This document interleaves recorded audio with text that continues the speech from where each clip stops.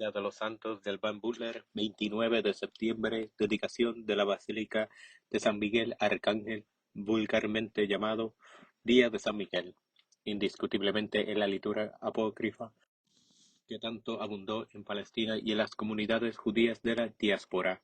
Antes y después de la venida de Jesucristo, el arcángel Miguel ocupa una buena parte. El punto de partida de esa literatura se encuentra en las escrituras auténticas, puesto que en los capítulos 10 y 12 del libro de Daniel se habla del arcángel como uno de los grandes príncipes de la milicia celestial, el protector especial de Israel, y se hace alusión a los tiempos en que Miguel resurgirá como el gran príncipe que se levantará por los hijos de tu pueblo.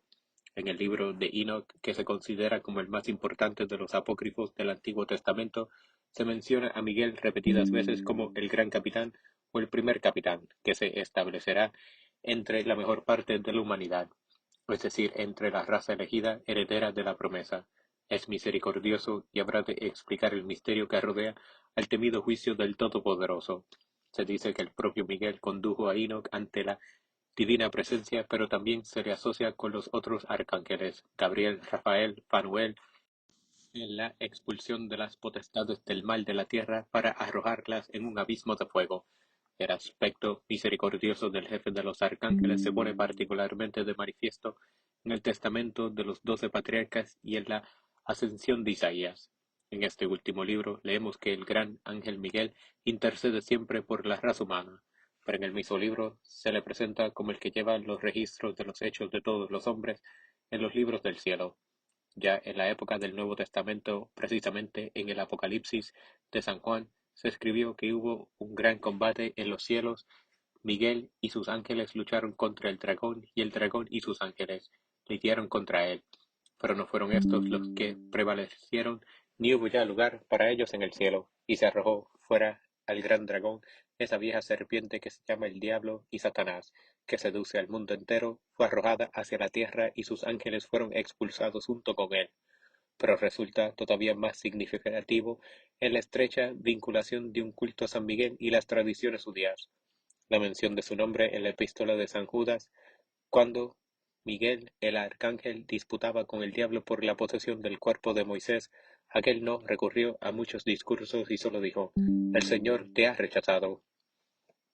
No se sabe si esta frase es una cita directa del escrito apócrifo conocido como la Asunción de Moisés, porque ya no poseemos el texto de la última parte de esa obra, pero Orígenes afirma expresamente que se trata de una cita y menciona el libro de donde fue tomada.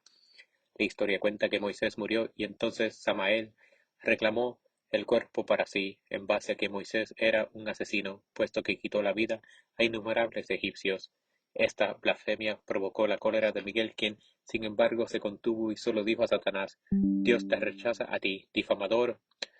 Parece ser que la asunción de Moisés daba preeminencia a la parte desempeñada por Miguel en el entierro de Moisés, y se sabe que algunos de los padres que participaron en el Concilio de Nicea en el año 325 se refirieron a este libro. Es posible que su origen sea anterior a la venida de Cristo. En la obra El pastor de Hermas, que data de la primera parte del siglo II, nos encontramos con una ilustración referente a la veneración que tenían por San Miguel los que sin duda eran cristianos.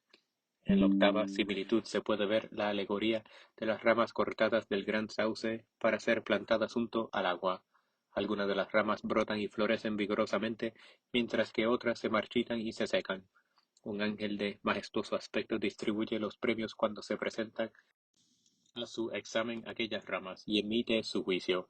En la leyenda que figura al pie de la ilustración se explica que aquel es el glorioso arcángel Miguel, que tiene autoridad sobre las gentes y las gobierna, porque es el quien le ofreció la ley, la arraigó en el corazón de los creyentes.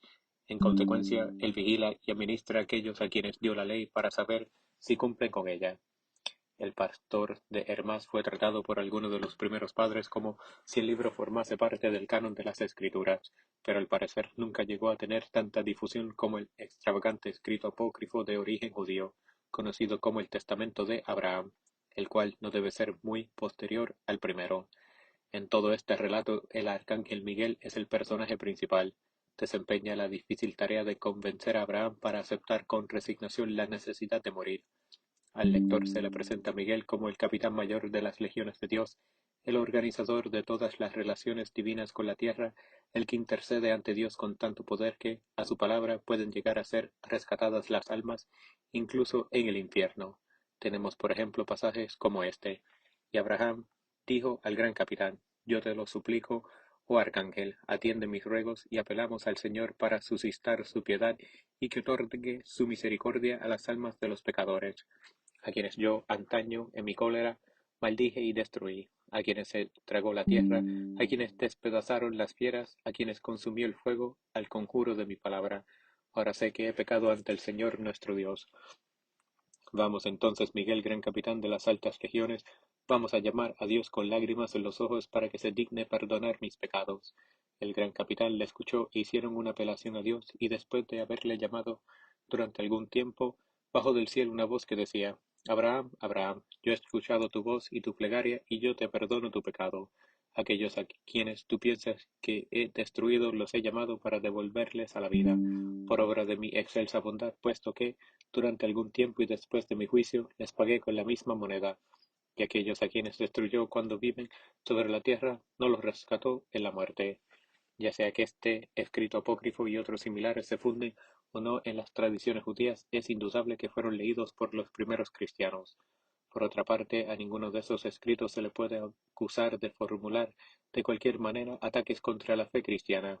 Los elementos fantásticos predominantes que se introducen sin ningún disimulo en casi toda la literatura hagiográfica de los primeros siglos deben haber embotado el sentido crítico en la gran mayoría de los lectores, por muy pronunciada que haya sido su inclinación piadosa. A estos elementos fantásticos se puede atribuir el hecho de que los escritos apócrifos circularan tan extensamente y de que se encuentren vestigios de ellos incluso en una epístola canónica como la de San Judas y en varias otras de los antiguos padres griegos. La misma liturgia se ha visto afectada, aunque casi imperceptiblemente, por los apócrifos. Como ejemplo clarísimo podemos citar las palabras del ofertorio que aún se recita en las misas por los difuntos: Señor Jesucristo, Rey de la Gloria, libra a las almas de todos los fieles difuntos de las penas del infierno y de las profundidades del abismo. Líbralos de las fauces del león para que no caigan en el infierno ni en la profunda oscuridad, y que sea en cambio Miguel, el abanderado, quien los conduzca a la santa luz que tú prometiste a Abraham y a su descendencia. Te ofrecemos a ti, Señor, sacrificios y plegarias. Recíbelos propicio en favor de esas almas a las que conmemoramos hoy. Otórgale, Señor, que pasen de la muerte a la vida que, desde antes, tú prometiste a Abraham y a su descendencia. En este ofertorio hay muchas reminiscencias de la literatura apócrifa a los que nos hemos referido. Tiene mucho significado la asociación de San Miguel con Abraham para todo aquel que conozca, aunque sea superficialmente, el testamento de Abraham. Estaría fuera de lugar entrar aquí en detalles, pero basta señalar que, debido a la preeminencia que se dio a San Miguel, se desarrollaron otros aspectos de su culto que ya han sido relatados en esta misma obra. El 8 de mayo, en la aparición de San Miguel. La fiesta a que nos referimos hoy se ha celebrado con gran solemnidad a fines de septiembre desde el siglo VI por lo menos. El martirologio romano da a entender que la dedicación de la famosa iglesia de San Miguel en el monte Gargano dio ocasión para que se instituyera esta fiesta en el occidente, pero en realidad el martirologio dice que la festividad celebra la dedicación de una basílica en honor de San Miguel, a unos 10 kilómetros al norte de Roma sobre la vía Salaria. En el oriente, donde antaño se tenía al arcángel como protector de los enfermos, la veneración a San Miguel es todavía más antigua. Una fuente de aguas curativas situada en Cairotopa y otra en Coloasae llevan el nombre del arcángel. Sosomeno nos dice que Constantino el Grande edificó una iglesia dedicada a él, llamada Micalión, en Sostenión, cerca de Constantinopla, y afirma que en aquel santuario se produjeron muchas curaciones milagrosas. En la ciudad de Constantinopla, propiamente dicha, había numerosas iglesias con el nombre de San Miguel, incluso una muy famosa en el sector de los Baños de Arcadio, cuya dedicación, un 8 de noviembre, instituyó la fiesta del Arcángel para los bizantinos. Aunque solamente a San Miguel se menciona como titular de la festividad, de acuerdo con las palabras en las oraciones de la misa, se encuentran comprendidos todos los ángeles buenos y el glorioso ángel tutelar de la Iglesia. En esas oraciones se pide que demos gracias a Dios por la gloria de que gozan los ángeles y que nos alegremos de su felicidad.